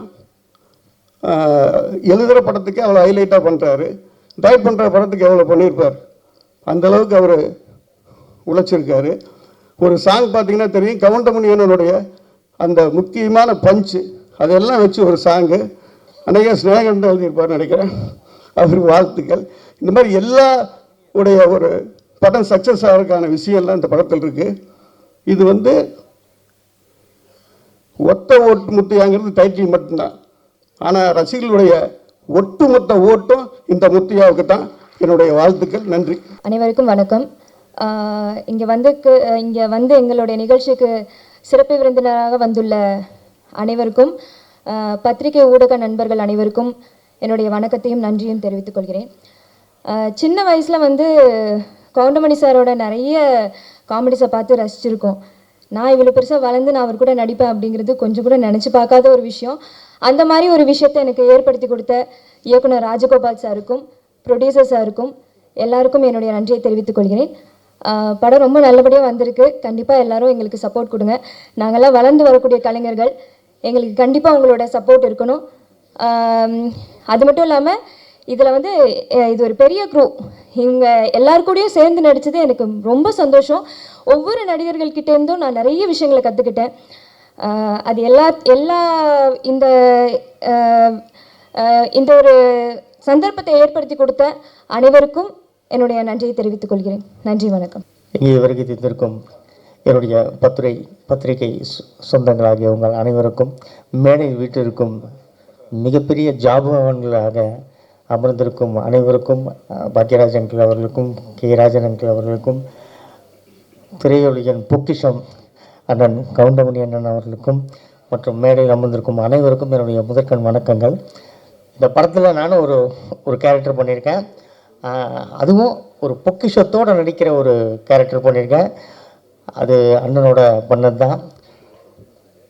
அகில உலக சூப்பர் ஸ்டார் காமெடியில் வந்து அண்ணன் மட்டும்தான், எப்பவும் அண்ணன் மட்டும்தான். ஸோ அவரோடு நடித்ததில் எனக்கு ரொம்ப சந்தோஷம், மிக பெருமை. ஸோ இந்த படத்தில் எனக்கு வாய்ப்பளித்த திரு ராஜகோபால் அண்ணன் அவர்களுக்கும், இந்த படத்தில் நடித்த அனைத்து நடிகர்களுக்கும் என்னுடைய நன்றி கலந்த வணக்கத்தை தெரிவித்துக் கொள்கிறேன். இந்த படத்துக்கு உங்களோட சப்போர்ட் நிறைய வேணும். ஸோ இந்த படத்துக்காக நல்லா ப்ரமோட் பண்ணி வேறு லெவலில் நீங்கள் கொண்டு வருவீங்கன்னு எனக்கு இது நினைக்கிறேன். Thank you very much. எனக்கு பேச வாய்ப்பளித்த சகோதரர்களுக்கு நன்றிங்க. எல்லோருக்கும் வணக்கம். மேடையில் இருக்க பெரியவங்களுக்கும் வணக்கம். தலைவன் வேறு ரகம். சின்ன வயசுலேருந்தே பார்த்துருக்கோம், அவரை ரசிச்சிருக்கோம் அவரோட காமெடியை. ஆனால் அவரோட படம் நான் ஒர்க் பண்ணணுன்னு எதிர்பார்க்கவே இல்லை. நிறைய பேர் சொல்லுவாங்க ஷூட்டிங்க்கு பின்னாடி நிறையா அவர் பேசுகிற விஷயம் அதை விட காமெடியாக இருக்கும் அப்படின்னு. ஆனால் இதில் ஒவ்வொரு நாளும் அதை நான் அனுபவித்தேன். அது நிறைய சொல்ல முடியாது. அதனால் அது ஒவ்வொரு நாளும் அதை அனுபவிச்சுட்ருக்கேன். இது வந்து வாய்ப்பாக நினைக்கல. இந்த படத்தில் நான் ஒர்க் பண்ணது ஒவ்வொரு நாளும் அவர் கூட ஒர்க் பண்ணதை வந்து அனுபவமாக தான் நினச்சிட்ருக்கேன். இந்த வாய்ப்பை கொடுத்த தயாரிப்பாளர், இணை தயாரிப்பாளர், இயக்குனர் அனைவருக்கும் நன்றி. இந்த படத்தில் ஒர்க் பண்ண டெக்னீஷியன், நடிகர்கள் எல்லாருக்கும் நன்றி, வணக்கம், வாழ்த்துக்கள். அப்புறம் இந்த திரைப்படம் எனக்கு கிடைக்கிறதுக்கு மெயின் காரணமாக இருந்த ஆர்ட் டைரக்டர் மகேஷ் அவர்களுக்கு மிகப்பெரிய நன்றி. இந்த வாய்ப்பு அளித்த அனைவருக்கும் நன்றி. நிக்கில் அண்ணனுக்கும் நன்றி, வணக்கம். அன்பிற்கும் மரியாதைக்கும் உரிய என்னுடைய ஆரியர் சகோதரர், நகைச்சுவை அரசு அல்ல, காமெடி கிங் அல்ல, நகைச்சுவை பேரரசு கவுண்டமணி அவர்களே, அருமை சகோதரர் பாக்யராஜ் அவர்களே, இயக்குனர் வாசு அவர்களே, 5 ஸ்டார் கதிரேசன் அவர்களே, செந்தில் அவர்களே, என் அருமை தம்பி ஸ்நேகன் அவர்களே, மற்றும் மேடையில் வீற்றிருக்கிற வல்லவர்களே, வாழ்த்து வந்திருக்கிற நல்லவர்களே, ஊடக நண்பர்களே, உங்கள் அத்தனை பேருக்கும் என் முதற்கண் நன்றியை நான் தெரிவித்துக் கொள்கிறேன். கவுண்டமணி அவர்கள் முதல் நாடகங்கள் நடிக்கிற போது அவரை நான் நாடக நடிப்பை பார்த்து ரசித்தவன். கலைவாணர் அரங்கம், பழைய கலைவாணர் அரங்கம் கட்டிடத்தில், அண்ணாமலை மன்றத்தில் மற்றும் உள்ள நாடக மேடைகள் எல்லாம் அன்றைக்கு அவருடைய நாடகம் தொடர்ந்து நடக்கும். அவருடைய பாடி லாங்குவேஜ், டயலாக் டெலிவரி நாடக உலகில் அவ்வளோ ஒரு பெரிய புரட்சியை உண்டாக்கியது. அதற்கு பின்னாலே நான் 16 வயது நிலையை பார்த்தேன். ஒரு அற்புதமான கற்பனையாளர், மக்களை மகிழ்விக்கின்ற ஒரு புண்ணியமான காரியத்தை செய்த ஒரு அற்புதமான மாமனிதர். ஒரு முறை நான் ஐசரி வேலன் கருங்கல் பாளையம், ஈரோடு கருங்கல் பாளையம் போனோம். ராத்திரி 11 மணி. அங்கே கவுண்டமணி கிணத்துலேருந்து மீனை புதுசாக பிடிச்சி, அங்கே இருக்கிற ரசிகர்கள், அவருடைய ரசிகர்கள் மீனை ராத்திரி 11 மணிக்கு பிடிச்சி வறுத்து அப்போ சாப்பிட கொடுத்தா அந்த நேரத்தில் போயிட்டோம். அந்த விருந்தில் நாங்களும் பங்கு கொண்டோம். நான் சில நாட்கள் தான் அவரை சந்தித்திருக்கிறேன், ஆனால் அத்தனையும் பொன்னான நாட்கள். கவுண்டமணி அவர்கள் தமிழ் திரையுலகில் நடிகராக வந்த பிறகு இந்த தமிழ் திரையுலகம் பொற்காலமாக இருந்தது. ப்ரொடியூசர்ஸுக்கெல்லாம் ஒரு பொற்காலம், அதே சமயம் பாக்யராஜ் அவர்கள், டைரக்டர் வாசு அவர்களாம் ஒரு பீரியட், ஒரு காலத்தை தன்னகத்தை அடக்கி வைத்திருந்தார்கள். திரையுலகம் அவர்கள் கையிலே இருந்தது. தயாரிப்பாளர்கள் மகிழ்ச்சியாக இருந்தார்கள். என் அருமை தம்பி ஸ்நேகன் சொன்னதை போல படத்தை பேரை பார்த்து போஸ்டரில் கவுண்டமணியை பார்த்தா அந்த படம் பார்க்காம மக்கள் இருக்க மாட்டார்கள். கவுண்டமணிக்காக ஓடிய படங்கள் ஏராளம். அவரை நம்பி எந்த பொழுதும் கெட்டு போனதில்லை. காலம் தவறாத படப்பிடிப்புக்கு வந்து நடித்து கொடுத்து ப்ரொடியூசரை காப்பாற்றியவர். தம்பி ராஜகோபால் இயக்கி இருக்கிறார். அவர் ஒரு நல்ல நகைச்சுவை எழுத்தாளர். பல படங்களுக்கு பெயர் இல்லாமலே நகைச்சுவை எழுதி கொடுத்தவர். அவர் இன்றைக்கு இந்த படத்தை இயக்கி அத்தனை கற்பனையும் கொட்டி பிரமாதமாக பண்ணியிருக்கார். ஒத்த ஓட்டு முத்தையா. இந்த முத்தையா ஒத்த ஓட்டு வாங்குறானே இல்லையோ, ஒட்டுமொத்த தமிழர்களின் உள்ளத்தை கவருவான். ஒட்டுமொத்த தமிழர்களின் நோட்டும் இந்த ஓட்டுக்கு வரும். படம் பார்ப்பார்கள். ஏனால் மக்கள் ரொம்ப அழுத்தமாக இருக்காங்க, மன அழுத்தம் அதிகம். இப்படிப்பட்ட நல்ல நகைச்சுவை படங்கள் வேண்டும் என்று விரும்புகிறார்கள். இப்போ பல படம் ஃபெயிலியர் ஆகுது, சில படம் வெற்றி பெறுது. அதை பார்த்தீங்கன்னா புதுமை, பல பெரிய படங்கள் ஃபெயிலியர் ஆகி சின்ன படம் வெற்றி பெறும். சின்ன படம் ரப்பர் பந்துன்னு ஒரு பேர் சொன்னேன், டாடா, குட் நைட், நிறைய படங்கள். அப்போது நம்முடைய என்றைக்கும் evergreen comedy king of king நம்மளோட கவுண்டமணி படம் இன்றைக்கு மிகப்பெரிய வெற்றியை பெறும். ஒரு காலம் பூரா அவர் எல்லா வீட்டிலும் இருந்தார். கொரோனா காலத்தில் மக்கள் வீட்டை விட்டு வெளியே போகாத போது அந்த டிவியை திறந்து வீடியோ போட்டு கவுண்டமணி படங்கள் தான் அந்த குடும்பத்தை எல்லாம் காப்பாற்றி மக்களை மகிழ்வித்தது. ஆக எல்லா காலம் அவர் வாழுகிற காலம் வரை மக்களை மகிழ்த்து கொண்டிருப்பார். அவர் காலத்திற்கு பிறகும் இந்த சினிமா உலகிலே அவர் செய்த சாதனைகள் நிலைத்திருக்கும்.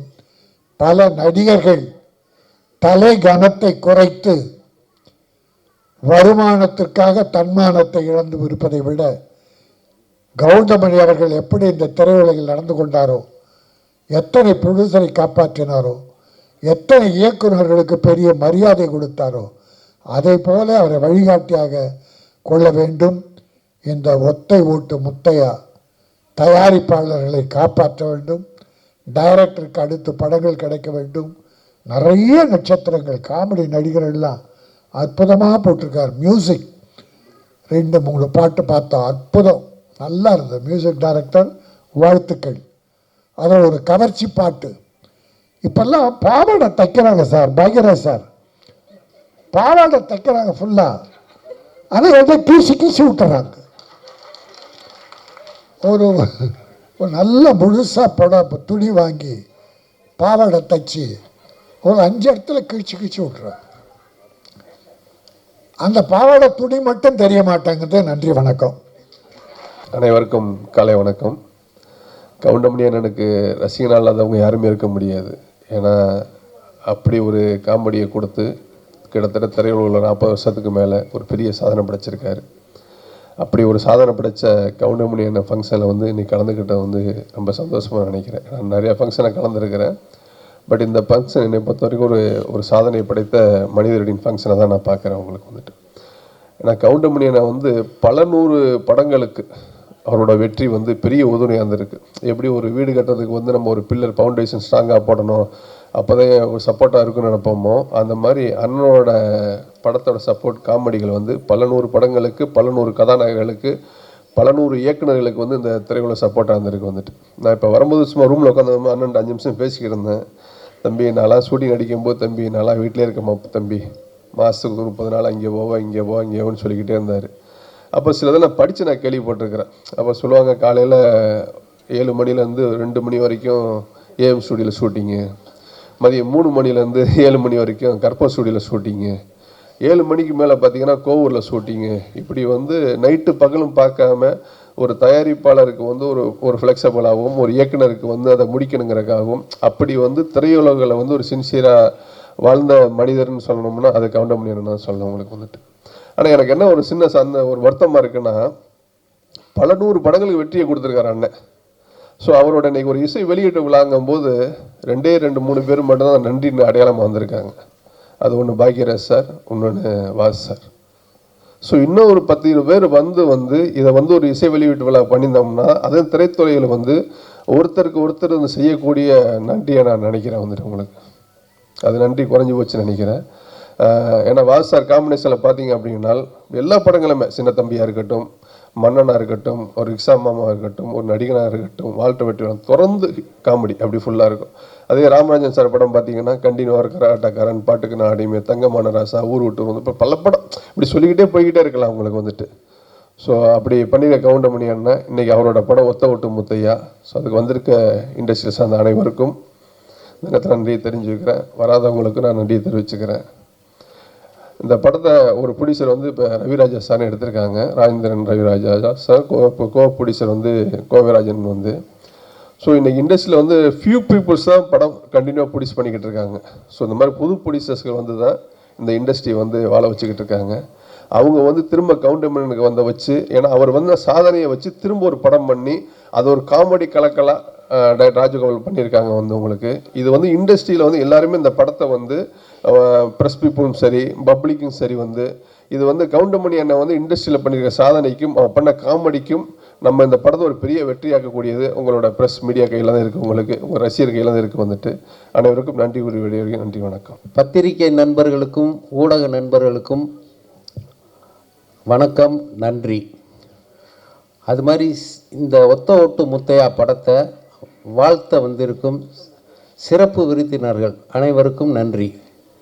அது மாதிரி என்னோட படத்தில் 36-37 ஆர்டிஸ்ட் நடிச்சிருக்காங்க. எல்லாருமே வெளியே வாங்குகிற சம்பளத்தை விட எனக்காக கம்மியாக பாதி சம்பளம் அப்படி பண்ணாங்க. அவங்க எல்லாருக்குமே நன்றி.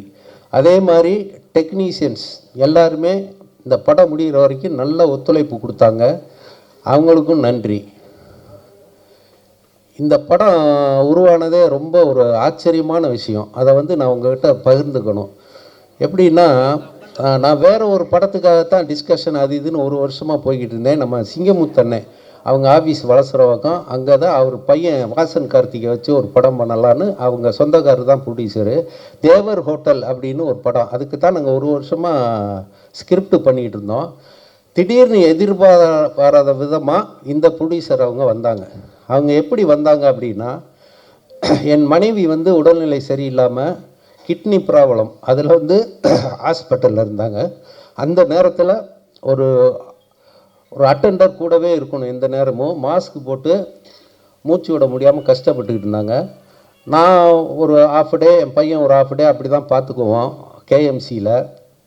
அந்த நேரத்தில் பழனியில் என்னோடய அக்கா மகன், அவனுக்கு ஃப்ரெண்டு நம்ம கோவை லட்சுமிராஜன் அவர்கள், அவர் மூலமாக அவர் சினிமா பண்ணணுன்ற ரொம்ப நாள் ஆசை. அவருக்கு வந்து பெங்களூர் நம்ம main producer Raviraja sir friend.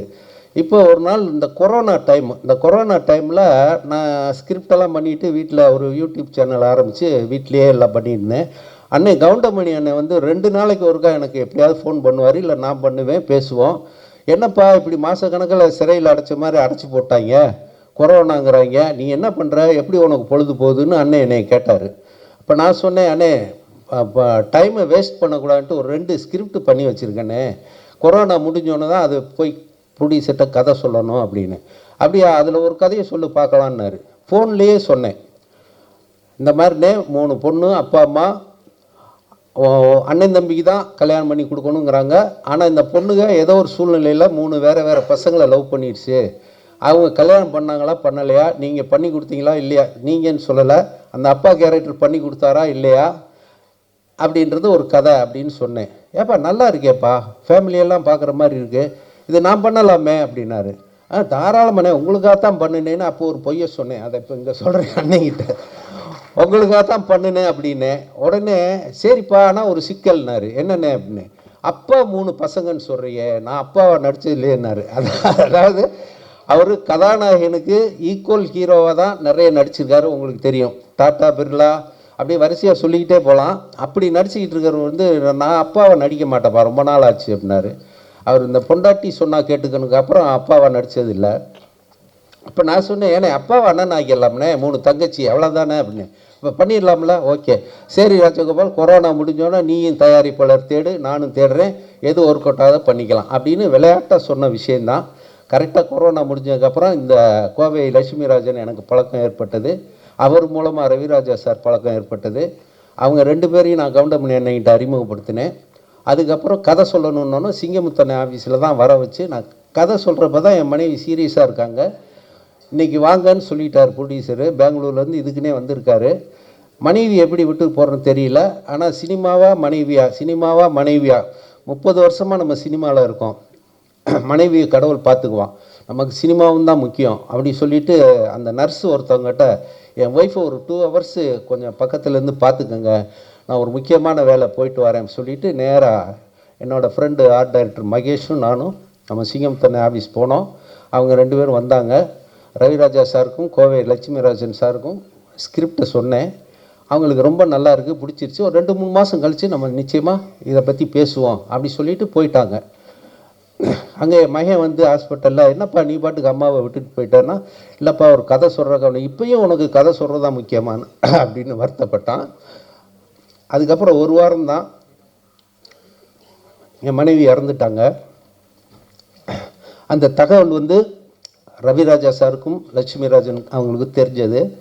அப்போ அவங்க 2-3 மாதம் கழித்து பண்ணலான்னு சொன்ன படத்தை ஒரு ராஜகோபால் வந்து மனைவி பிரிஞ்ச ஏக்கத்தில் இருப்பார், இப்போவே ஆரம்பித்தோம்னா அவருக்கு அதில் ஒரு வருஷம் இதாகும், கொஞ்சம் மனைவியை மறந்து கொஞ்சம் டைவர்ட் ஆகுன்றதுக்காக அவங்க இமிடியேட்டாக ஆரம்பிக்கலான்னு சொல்லி ஆரம்பித்தது தான் இந்த படம்.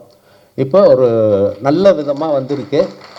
இதுக்கு நான் அந்த ரவிராஜா சாரும் கோவை லட்சுமிராஜன் மறக்க முடியாது. அது மாதிரி கவுண்டமணி அண்ணன், என்னோட இத்தனை வருஷத்துக்கு அப்புறமும் 30 வருஷம் அண்ணனுக்கு நான் 70 படம் எழுதியிருக்கேன். மீதி மற்ற நடிகர்கள் வடிவேல் விவேக் இவங்களுக்கெல்லாம் ஒரு 40 படம் எழுதியிருக்கேன். ஆனால் முயற்சிகள் நான் பண்ணிக்கிட்டே இருந்தேன். அது ஒன்று தான் நான் இந்த டைரக்டர் யூனியனில் இருக்கிற இன்றைக்கி இருக்கிற அசிஸ்டன்ட் டைரக்டர்ஸ் அசோசியேட் டைரக்டர்ஸ்க்கெல்லாம் நான் சொல்கிற ஒரே விஷயம், மனசு தளர விடாதீங்க. முயற்சி பண்ணிக்கிட்டே இருந்தீங்கன்னா நிச்சயமாக ஒரு நாளைக்கு உங்களுக்கு திறமை இருந்து உங்கள் கதை மேலே நம்பிக்கை இருந்தால் அது படமாகும். அது நான் சொல்கிறேன், அனுபவிச்ச விஷயத்தில் சொல்கிறேன். ரவி மரியா சார் கூட அங்கே அசிஸ்டன்ட் டைரக்டர்களுக்கெல்லாம் என்னையை தான் உதாரணமாக சொல்லுவார். இவ்வளோ வருஷத்துக்கு அப்புறமும் என்னையை நம்பி, என்ன தான் நான் 70 படம் எழுதியிருந்தாலும் என்னையோட டைரக்ஷனுக்கு நம்பி, என் கதையை நம்பி அண்ணன் கவுண்டமணி அவர்கள் தேதியை கொடுத்து இந்த ப்ரொடியூசரை பேசி படம் பண்ண வச்சதுக்கு அண்ணன் கவுண்டமணி அண்ணனுக்கும் மிகப்பெரிய நன்றியை நான் சொல்லிக்கிறேன். இந்த படத்தை பொதுமக்களாகிய நீங்கள் சக்ஸஸ் படமாக்கணும் அப்படின்னு நான் விரும்பி கேட்டுக்கிறேன். இதில் இன்னொரு சின்ன விஷயம் என்னென்னா, யோகி பாபு சார் வந்து அவரை வச்சு ஒரு படம் பண்ணலான்னு நான் சொல்லிக்கிட்டே இருப்பேன், அவரை பார்த்துக்கிட்டே இருப்பேன். அவர் ஒரு நாள் பேப்பரில் பார்த்துட்டு, சார் ராஜகோபால் சார் கவுண்டமணி அண்ணனை வச்சு படம் பண்ணுறீங்களா? ஆமாம், இந்த படத்தில் நான் இருக்கணும், கண்டிஷன் போடுறேன், அண்ணங்கிட்ட நான் 2 சீன்லையாவது அடி வாங்கணும் அப்படின்னாரு. உடனே நான் சொன்னேன், 2 சீன் இல்லைங்க, அந்த படத்தில் 4 சீனில் அடி வாங்குறீங்கன்னு. அதே மாதிரி அவரும் சம்பளம் வாங்குறத விட பாதியாக சம்பளம் குறைச்சி எனக்காக பண்ணார். இப்போ அவர் இந்த வெளியூரில் ஷூட்டிங்கில் இருக்கனால அவர் நேற்று நைட்டு வரைக்கும் வர்றதுக்கு முயற்சி பண்ணார், அது வர முடியல. அது அண்ணங்கிட்ட சொல்லிடுங்க, தப்பாக எடுத்துக்க போகிறாரு அப்படின்னு பர்டிகுலராக யோகி பாபு சொன்னார். மொட்டை ராஜேந்தரனும் அதே மாதிரி வெளியூரில் ஷூட்டிங்கில் இருக்கிறனால வர முடியல. இப்போ வந்து இங்கே பொக்கே கொடுத்தோம், பொன்னாடை பற்றி எல்லாருக்கும் சீஃப் கெஸ்ட்டுக்கெல்லாம் பொக்கே கொடுக்கணும்னு நினச்சோம். நிகில் முருகன் சார் நான் ப்ரொடியூசர்லாம் சேர்ந்து நேற்று பேசி ஒரு பொக்கேனா தூக்கி போட்டுருவாங்க, ஒரு உபயோகமாக இருக்கட்டும்னோன்னா நிகில் சாரும் நானும் சேர்ந்து மனவை பொன் மாணிக்கம் எழுதின அன்புள்ள அம்மாங்கிற ஒரு புக்கு, அதை கொடுத்தோம்னா அவங்க படிக்காட்டியும் பத்திரமா வச்சுருப்பாங்க அப்படின்னு சொல்லி அந்த புக்கை வாங்கிட்டு வந்து எல்லாருக்கும் நாங்கள் கொடுத்தோம். அது வந்து கொஞ்சம் மனசுக்கு மகிழ்ச்சியாக இருக்குது. அதே மாதிரி மியூசிக் டைரக்டர், இந்த இசை விழாவுக்கு கதாநாயகன் யார் அப்படின்னா நம்ம சித்தார்த் விபின் தான். அவர் வந்து 4 சாங் பண்ணோம். ஒவ்வொரு சாங்குக்குமே ஒரு நாள் தான் டியூன் போடுறது, கம்போஸ் பண்ணுறது, உடனே அடுத்த நாள் ரெக்கார்டிங். அது மாதிரி நமக்கு பிடிச்ச மாதிரி டியூன் போட்டு அழகாக 4 பாட்டு மியூசிக் பண்ணி கொடுத்தாரு. அதில் இடையில ஒரு 2-3 சாங் பழைய படத்து சாங் வச்சுருந்தோம். அது நெகட்டிவ் ரைட்ஸ் பிரச்சனை வரும்னு சொல்லிட்டு அதுக்கு பதிலாக வேறு சாங் பிட்டு சாங் மாதிரி எழுதலாங்கும் போது கவிஞர் மோகன் ராஜா, நான், சித்தார்த் விபின் 3 பேர் உட்காந்து பேசும்போது அதில் 2 சாங் பிட்டு சாங் நான் எழுதியிருக்கேன். எந்த கவிஞரும் ஒத்துக்க மாட்டாங்க. ஆனால் நம்ம கவிஞர் சினேகனும் ஒத்துக்குவார், இவர் மோகன் ராஜாவும் ஒத்துக்குவார். அது மாதிரி நான் ஒரு 2 பிட்டு சாங் எழுதியிருக்கேன். அதை வந்து மனசு வந்து ஒத்துக்கிட்டார் சித்தார்த் விபின், அதே மாதிரி மோகன் ராஜா. அந்த மீதி 2 சாங் அவர் எழுதினார். அதுக்காக அவங்க ரொம்ப தேங்க்ஸ் சொல்லிக்கிறேன். அது மாதிரி வந்து Madurai temple city Kumar sir இருக்கார்.